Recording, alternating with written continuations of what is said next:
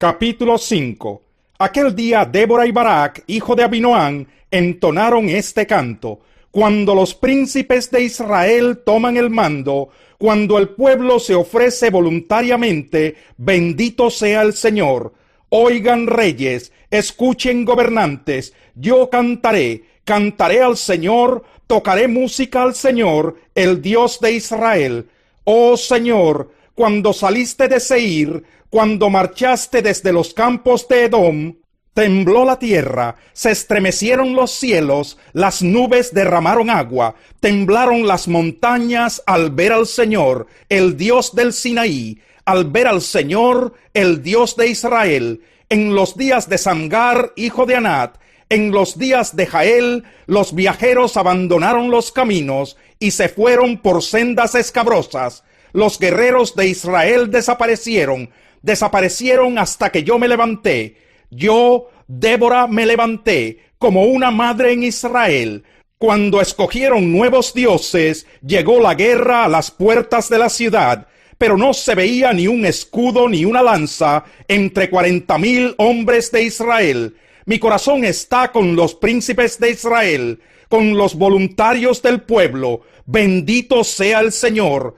Ustedes, los que montan asnas blancas y se sientan sobre tapices, y ustedes, los que andan por el camino, pónganse a pensar. La voz de los que cantan en los abrevaderos relata los actos de justicia del Señor, los actos de justicia de sus guerreros en Israel. Entonces el ejército del Señor descendió a las puertas de la ciudad. Despierta, despierta, Débora. Despierta, despierta y entona una canción. Levántate, Barak, lleva cautivos a tus prisioneros, oh hijo de Abinoam. Los sobrevivientes descendieron con los nobles. El ejército del Señor vino a mí con los valientes. Algunos venían de Efraín, cuyas raíces estaban en Amalec. Benjamín estaba con el pueblo que te seguía. Desde Maquir bajaron capitanes, desde Zabulón los que llevan el bastón de mando. Con Débora estaban los príncipes de Isaacar. Isaacar estaba con Barak, y tras él se lanzó hasta el valle. En los distritos de Rubén hay grandes resoluciones. ¿Por qué permaneciste entre las fogatas, escuchando los silbidos para llamar a los rebaños? En los distritos de Rubén hay grandes titubeos. Galaad habitó más allá del Jordán. Y Dan, ¿por qué se quedó junto a los barcos? Aser se quedó en la costa del mar, permaneció en sus ensenadas. El pueblo de Zabulón arriesgó la vida hasta la muerte misma. A ejemplo de Neftalí, en las alturas del campo, los reyes vinieron y lucharon junto a las aguas de Megido. Los reyes de Canaán lucharon en Tanac, pero no se llevaron plata ni botín. Desde los cielos lucharon las estrellas, desde sus órbitas lucharon contra Sísara.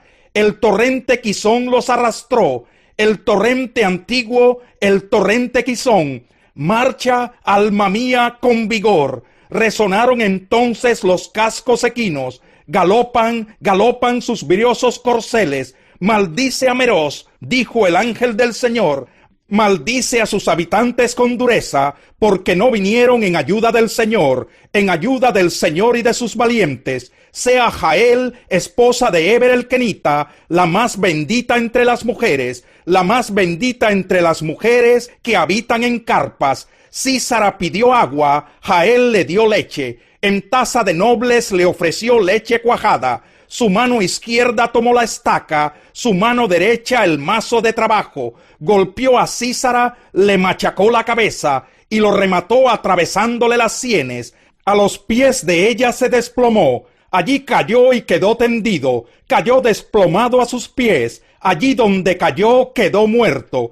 Por la ventana se asoma la madre de Sísara. Tras la celosía clama a gritos. ¿Por qué se demora su carro en venir? ¿Por qué se atrasa el estruendo de sus carros? Las más sabias de sus damas le responden, y ella se repite a sí misma. Seguramente se están repartiendo el botín arrebatado al enemigo. Una muchacha o dos para cada guerrero. Telas de colores como botín para Sísara. Una tela, 2 telas de colores bordadas para mi cuello. todo esto como botín, así perezcan todos tus enemigos, oh Señor, pero los que te aman sean como el sol cuando sale en todo su esplendor. Entonces el país tuvo paz durante 40 años. Capítulo 6. Los israelitas hicieron lo que ofende al Señor, y Él los entregó en manos de los madianitas durante 7 años. Era tal la tiranía de los madianitas que los israelitas se hicieron escondites en las montañas y en las cuevas y en otros lugares donde pudieran defenderse. Siempre que los israelitas sembraban, los madianitas, amalecitas y otros pueblos del oriente venían y los atacaban. Acampaban y arruinaban las cosechas por todo el territorio hasta la región de Gaza. No dejaban en Israel nada con vida, ni ovejas, ni bueyes, ni asnos. Llegaban con su ganado y con sus carpas como plaga de langostas. Tanto ellos como sus camellos eran incontables e invadían el país para devastarlo. Era tal la miseria de los israelitas por causa de los madianitas que clamaron al Señor pidiendo ayuda. Cuando los israelitas clamaron al Señor a causa de los madianitas, el Señor les envió un profeta que dijo: Así dice el Señor, Dios de Israel, yo los saqué de Egipto, tierra de esclavitud, y los libré de su poder. También los libré del poder de todos sus opresores, a quienes expulsé de la presencia de ustedes, para entregarles su tierra. Les dije: yo soy el Señor su Dios. No adoren a los dioses de los amorreos, en cuya tierra viven. Pero ustedes no me obedecieron. El ángel del Señor vino y se sentó bajo la encina que estaba en Ofra, la cual pertenecía a Joás, del clan de Abiezer. Su hijo Gedeón estaba trillando trigo en un lagar para protegerlo de los madianitas. Cuando el ángel del Señor se le apareció a Gedeón, le dijo: El Señor está contigo, guerrero valiente.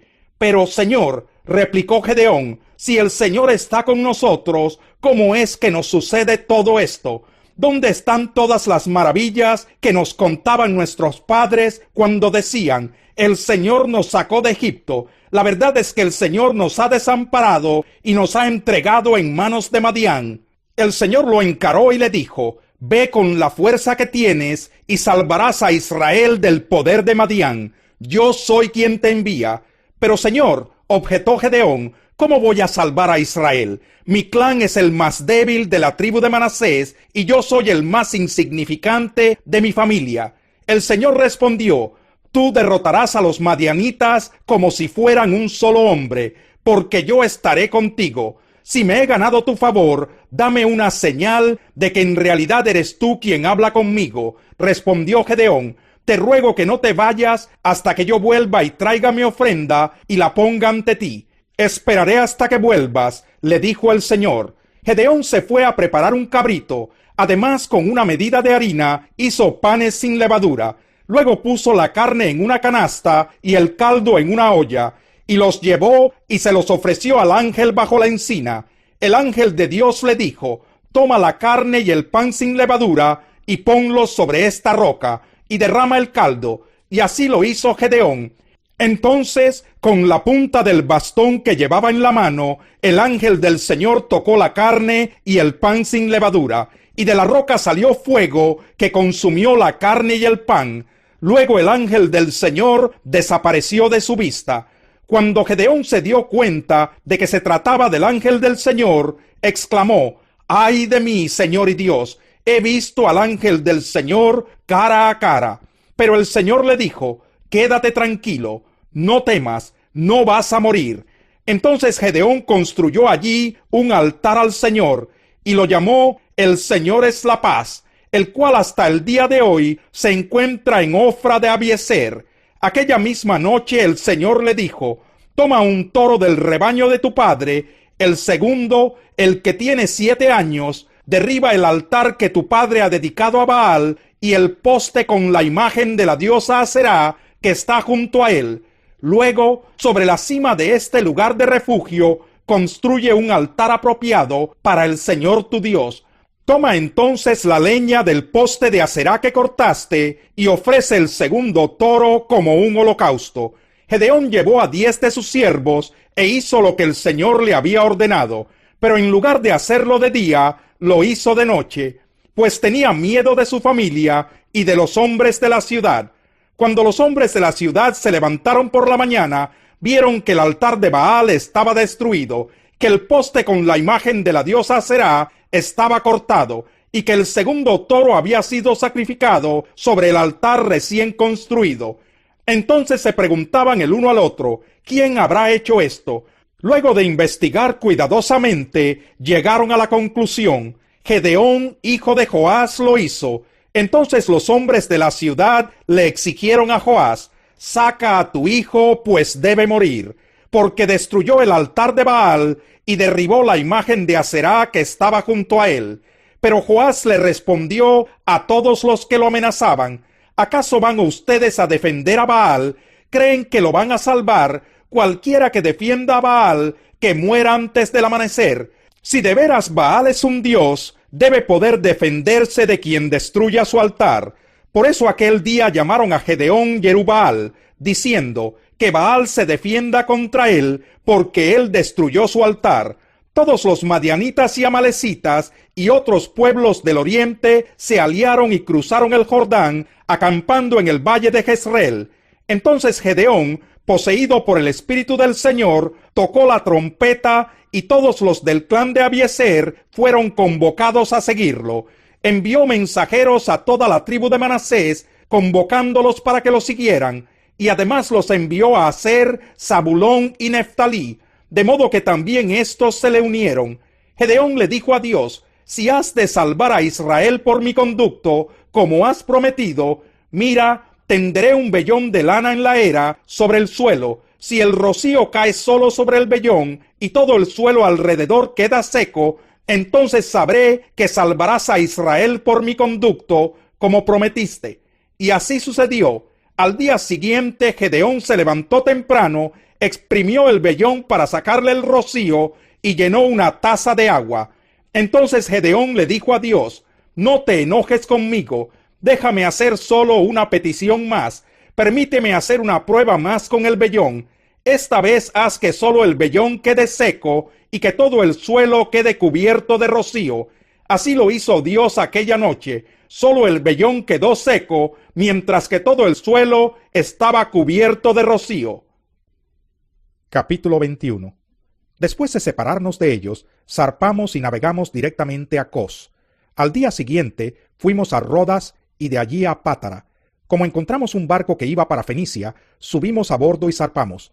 Después de avistar Chipre y de pasar al sur de la isla, navegamos hacia Siria y llegamos a Tiro, donde el barco tenía que descargar. Allí encontramos a los discípulos y nos quedamos con ellos 7 días. Ellos, por medio del Espíritu, exhortaron a Pablo a que no subiera a Jerusalén, pero al cabo de algunos días partimos y continuamos nuestro viaje. Todos los discípulos, incluso las mujeres y los niños, nos acompañaron hasta las afueras de la ciudad, y allí en la playa nos arrodillamos y oramos. Luego de despedirnos, subimos a bordo y ellos regresaron a sus hogares. Nosotros continuamos nuestro viaje en barco desde Tiro y arribamos a Tolemaida, donde saludamos a los hermanos y nos quedamos con ellos un día. Al día siguiente salimos y llegamos a Cesarea, y nos hospedamos en casa de Felipe el Evangelista, que era uno de los 7. Este tenía 4 hijas solteras que profetizaban. Llevábamos allí varios días cuando bajó de Judea un profeta llamado Ágabo. Este vino a vernos y tomando el cinturón de Pablo, se ató con él de pies y manos y dijo: así dice el Espíritu Santo, de esta manera atarán los judíos de Jerusalén al dueño de este cinturón, y lo entregarán en manos de los gentiles.